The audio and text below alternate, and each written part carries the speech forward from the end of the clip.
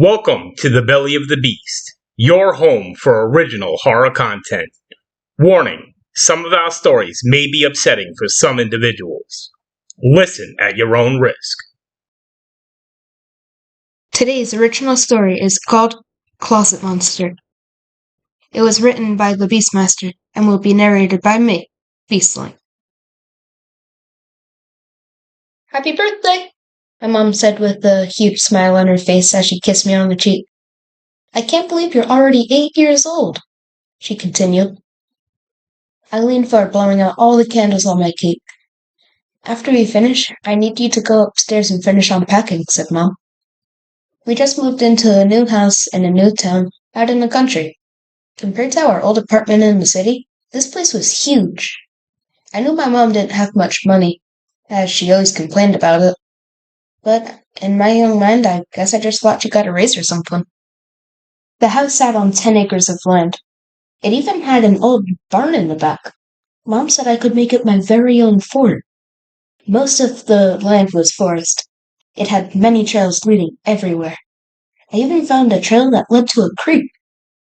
After I finished my cake, Mom gave me a present. I unwrapped it with extreme excitement. It was exactly what I wanted, a set of night vision goggles from my spy set. She smiled and said, "Go upstairs now and finish unpacking." She said if I finished unpacking before dark, I could use my new goggles.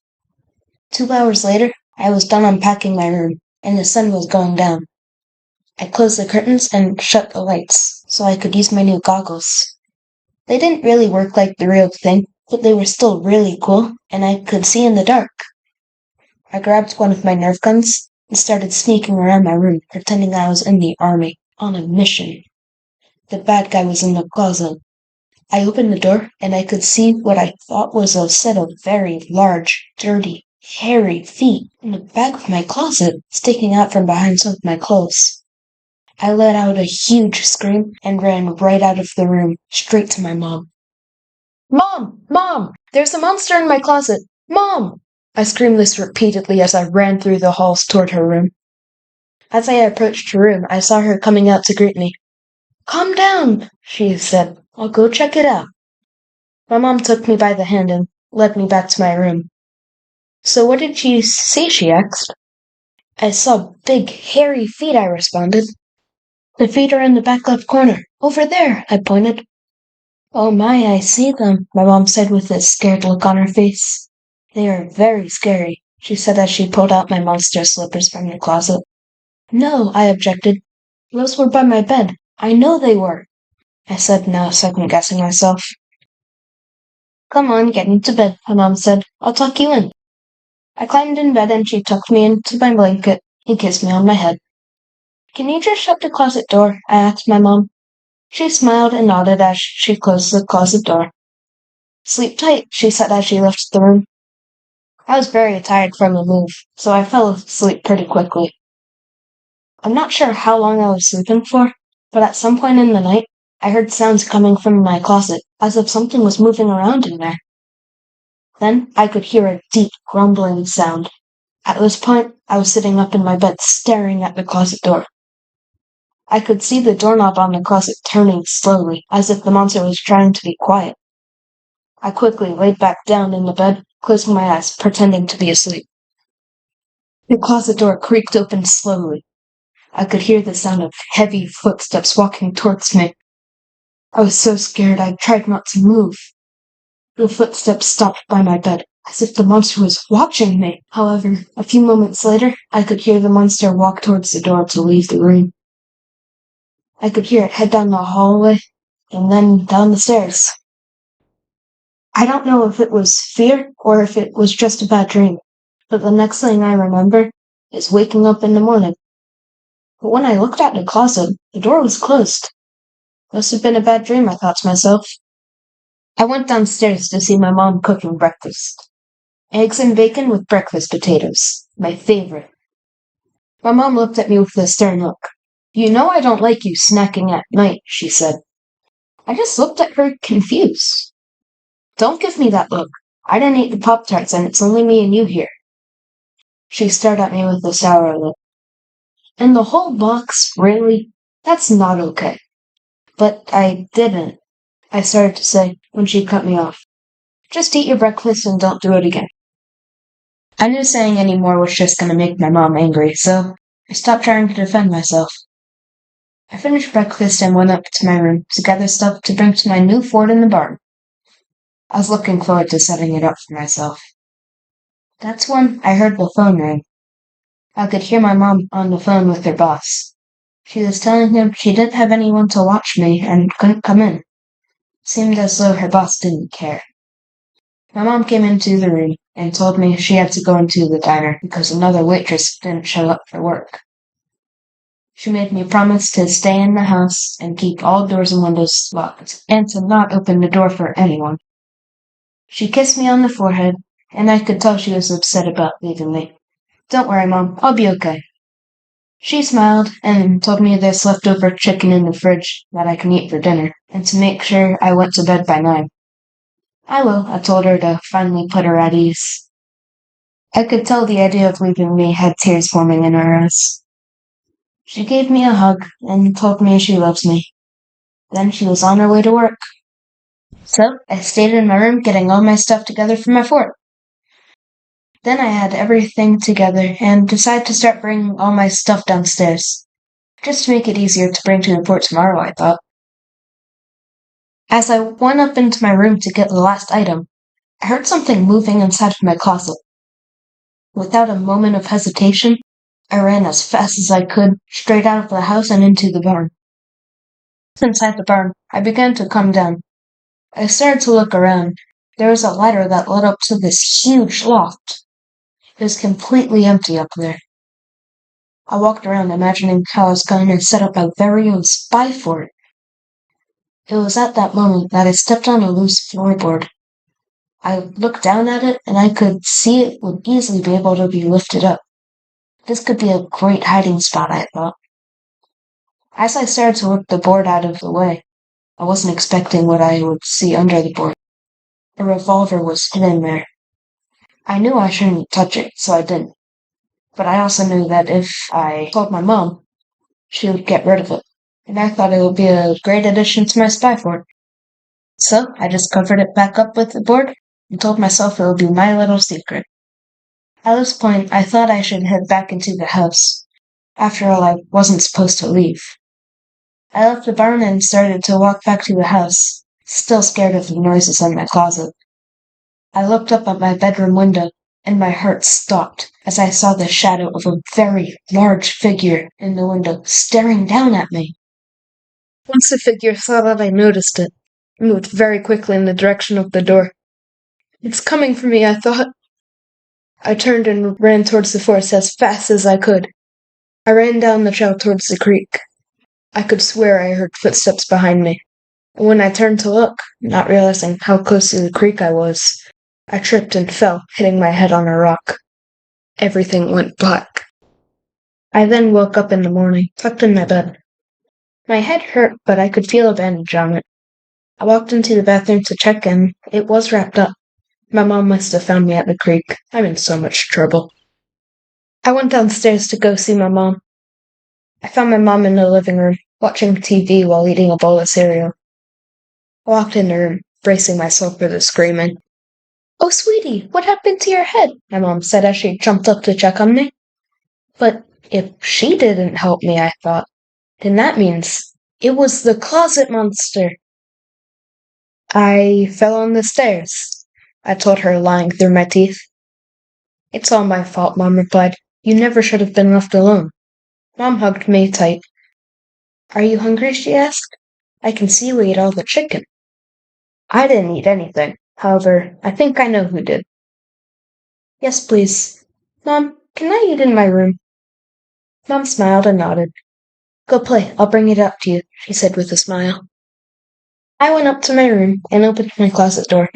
I looked for the feet, but they weren't there. "I know you helped me," I said.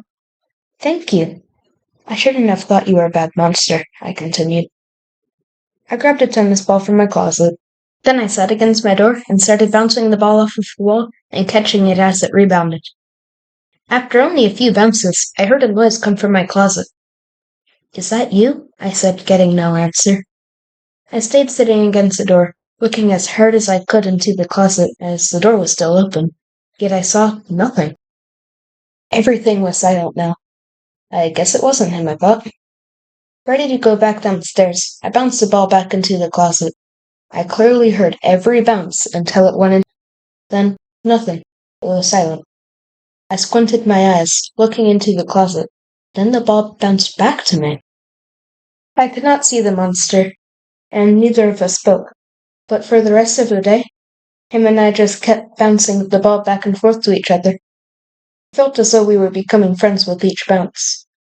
That is until I heard my mom's voice. Dinner's ready. I looked at the closet. The ball stopped bouncing back. Don't keep her waiting, a voice said in a deep and manly voice. The next couple of weeks, I spent a lot of time in my room getting to know my new friend. He started talking to me more and more, but still didn't let me see him. I just thought he must be shy. I even started leaving him food by the closet door before I went to bed. So today, Mom came home from work very happy and told me she had a new friend that she wanted me to meet. She said his name was Ben, and she met him at the diner. I am young, but I'm not stupid. She had a new boyfriend. I was happy for her. My mom was listening to music and singing along while she cooked dinner. I haven't seen her this happy since Dad was still alive. I smiled as I watched her preparing the food, and then I joined in setting the table when the doorbell rang. I'll get it, she said as she ran towards the front door. Mom walked in the room with Ben. She introduced us, and we went into the kitchen for dinner. Everything went well until she started cleaning the table. As soon as she left the room, Ben looked at me. Go upstairs, kid, he said in an unfriendly voice. We'll get along just fine as long as you stay out of my way. I never expected to be talked to like that, so I ran upstairs upset. But I sat at the top of the stairs to see what he was going to tell my mom. I tried to stay out of sight, too.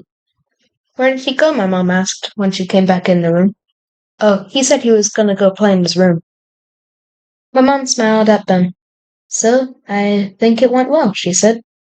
Yeah, he's a great kid, Ben replied. The two then kissed, grossed out by them and disappointed my mom didn't know why I was really upstairs. I was about to leave the top of the stairs and head for my room. But that's when Ben said something that caught my attention. You didn't tell me you lived in the Smith's murder house, he said with a smirk. Shh, he's too young to hear about all that. It's the only place we could afford when we moved out here, my mom said. So some dude chopped up his family here. So what? It's a nice place, and I don't believe in ghosts, so don't bother me, said Ben. I don't either, but I just wish they caught the dad, my mom said. That dude is on a beach in Mexico somewhere. Freaked out to hear all this, I ran into my room and slammed the door shut. Over the next few weeks, Ben was coming over more and more. He also was getting nastier and nastier to me, especially when I told him about my friend in the closet. He even started saying things in front of my mom. She didn't like that, and they would fight about it a lot, but she still let him come around. My friend in the closet seemed to also be getting angry when Ben would come around, sometimes even raising his voice at me. I felt like I couldn't do anything right anymore. Mom was mad that Ben and I couldn't get along. Ben hated me, and my only friend was always angry. Then one night, I was in my bed sleeping, when a loud, angry voice boomed from the closet. He needs to leave! He cannot stay here! His voice was so angry, I've never heard him like this, and I got scared. I ran to my mom's room to find both her and Ben laying in bed watching TV. Mom, the monster is so angry, I cried. She could tell right away how scared I was. Okay, calm down, she said as she got up to hug me. Oh, this is stupid. He just wants attention, Ben said. There is no closet monster. Ben got up and grabbed me by my neck. He was yanking me down the hallway while I cried. Get off of him! Mom shouted as she tried to remove his hands with no result. When we got to my room, he pushed me to the ground. Mom sat on the floor next to me and hugged me while we both cried. Ben opened the closet door and started throwing items out of the closet. See? Nothing here. I'm sick of this nonsense, he shouted as he turned back towards us. Mom and I were both surprised when we could see the back wall of the closet moving to the side. I don't want to hear any more about this closet monster, Ben continued with anger in his voice. Mom and I started pointing at the closet as we saw a very large, dirty man stepping out from the back wall of the closet. Are you kidding me? You're encouraging him, Ben yelled at my mom. While she pointed at the closet, the large man grabbed Ben's head and snapped his neck with ease. The cracking sound made me shudder.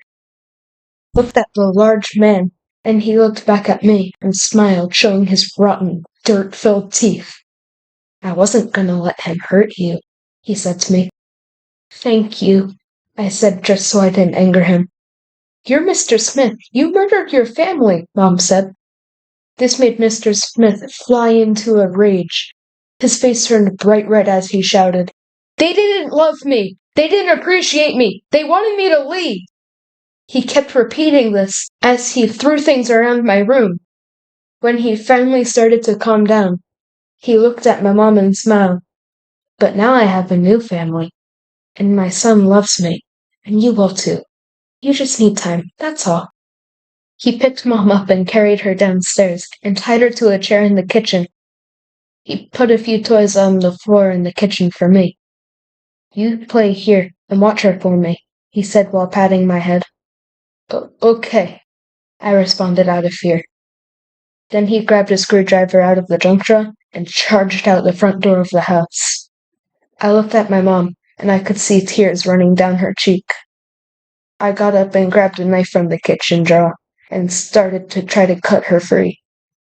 As soon as I started cutting the rope, she started moving, trying to help me. Then I could hear Mr. Smith walking back up the front porch. I ran back to my toys and slipped the knife under the counter. I then pretended to be playing with my toys. Did she behave? He asked me. Oh, she just sat there, I said, pretending to be really into my toys. He then kissed Mom on her forehead. I will go get cleaned up, my dear. You will see. You will love me. As soon as he was upstairs, I grabbed a knife and kept trying to cut my mom free.